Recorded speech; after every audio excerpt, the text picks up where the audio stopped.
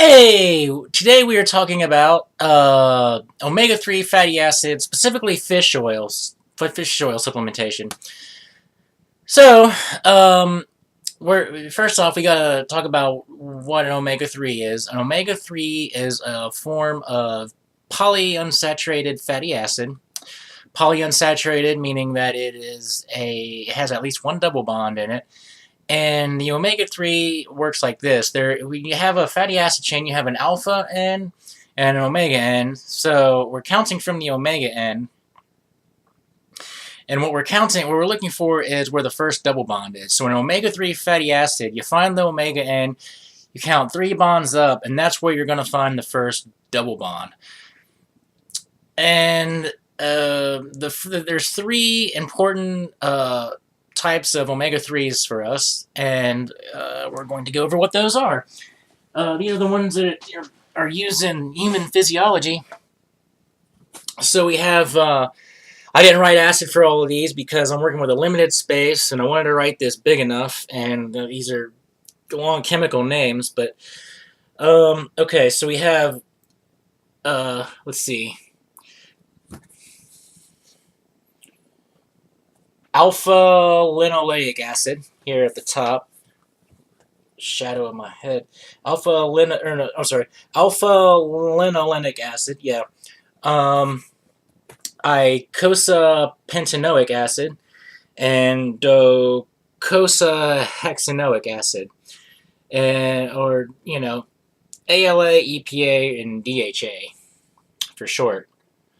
And let's see, the ALA you can obtain from a lot of plant sources, and these two find in fish, and so in fish oil, these EPA and DHA are the main fatty acids that we're talking about. And in the body, ALA can be converted to these other two, and some people have said that the ALA is all you need because it can be converted into the other two. However, others have pointed out that this process is pretty inefficient, so you still need the EPA and DHA.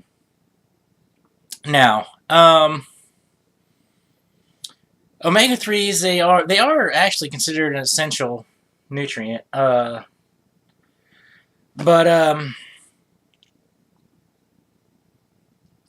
okay, so let's see here.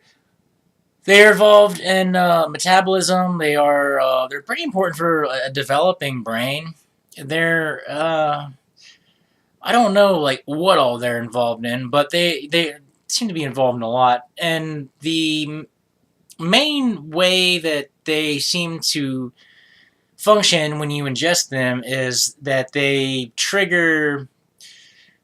They affect signaling molecules called eicosanoids. They trigger which ones are released, and specifically there's omega-6s also, and it's like the ratio of these two things to each other, like that trigger the eicosanoids that are released and yada yada. But I don't want to go too much into it because the bottom line here is that the research that I've seen it seems that there's not really a whole lot of benefit of supplementing with fish oil. So we should back up for a moment and say actually eating fish is something that's recommended by pretty much all the legit experts, like, American Heart Association, like Harvard, Mayo Clinic, like all of, real mainstream. Like everybody's saying you should eat fish. I think the minimum that they recommend is twice a week.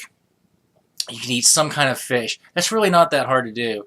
Slap some anchovies or sardines on crackers, or like take some tuna and make a sandwich or something. It doesn't take a lot of cooking, but even if you want to cook it, twice a week, it shouldn't be that hard to do. I don't know how hectic of a life you live, but you should be able to make time for getting fish twice a week somehow. It really isn't hard.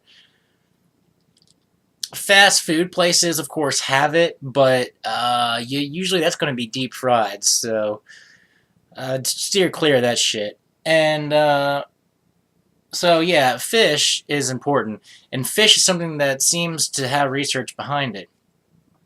And for some reason, the fish oil just doesn't seem to have the same benefits. And it's interesting. There's different reasons that this might be. One thing that was interesting that I didn't know until I did research for this video was that it seems that, and I don't know a lot of the specifics of this, but it seems that maybe it's actually not the omega-3s after all that offer the good benefits that you get in fish. So I don't know. That's just something that's probably a little bit more out there at this point on the edge, but uh, definitely eat your fish. Try to get that in. So fish oil, what are the facts on it? What bottom line is, we know from research that it doesn't seem to help you live any longer. It doesn't affect mortality, all-cause mortality. It doesn't affect your incidence of heart attack or stroke. I think pretty much like most of the diseases that have been looked at, it really just doesn't seem to help, or it's like very minimal. And when there is an effect, I would say that, probably if you eat fish, it's not going to help you that much anyway, because the fish will give you at least those effects. And yeah, I gotta say that there's not a lot of evidence to say that you should take omega-3s for disease. Now, nootropics, actually I should back up. There is one thing that seems to have a little bit of research to back it up, and that is, it seems to be depression, but it has to be major depression. Like, I think maybe even has to be major depressive disorder. And even then, it seems that it has to be a specific way to do it. You have to have a high EPA to DHA ratio. And here, I don't know what is considered high in this context. So, very specific situation where it might help. Now, so I talk a lot about nootropics on this channel, and so I also am interested in possible nootropic benefits of fish oil. Can it help boost your cognition, preserve your brain in any way? Well, again, I don't, the preservation part, it doesn't seem to really help much with disease, so probably not so much. There is any of the new, there does seem to be some research for like cognition or like basically like nootropic sort of benefits, but again, those benefits are more for people that aren't getting enough fish. So it's been able to help, I think, with cerebral blood flow, cerebral oxygenation, to help with like aggression, to help take that down a little bit for people who have problems with that. But I would say if you're getting enough fish, it's probably not worth messing with fish oil. And that's my bottom line, pretty much for the whole video. And to tell you instead to just go out and eat some fish. Like I said, it's not that hard. And honestly, I mean, I like fish, but it's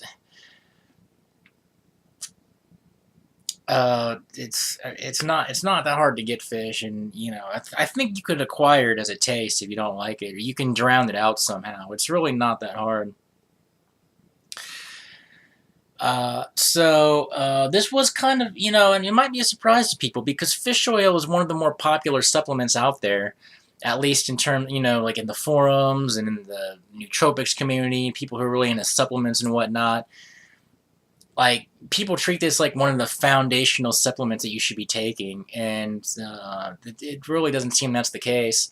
What's more foundational is having a good diet. So, there's that. Personally, I've taken fish oil, I've tried it, and subjectively, it was one of those things like that seems like the first time you take it, like for me, it helped.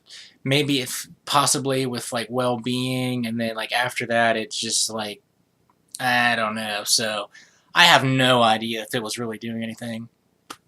And either from subjective experience or research that I've looked at, I gotta say, don't mess with it. But I'm interested in what other people have to say. If you have good experience with fish oil, let me know. The comments, we can discuss this. It'd be great if somebody happens to be an expert on this, you could chime in, or if you've just, seen any research that you'd like to share. Personally, though, from, what my my own experience and from what I've looked at, I'd say probably no go on the fish oil, but it won't hurt. If you want to try it out, up to a point, I think 3 grams a day is you don't want to go any above that, because then you start to run a risk of bleeding. Like, it thins your blood and makes it a lot easier to bleed, and so you run into some risk that way. So try it out. I mean, I don't think you have anything to lose. Maybe a little bit of your money, but I mean, it's not a fortune. It's not the most expensive supplement in the world. So give it a whirl if you want. Oh, you do need to watch, though.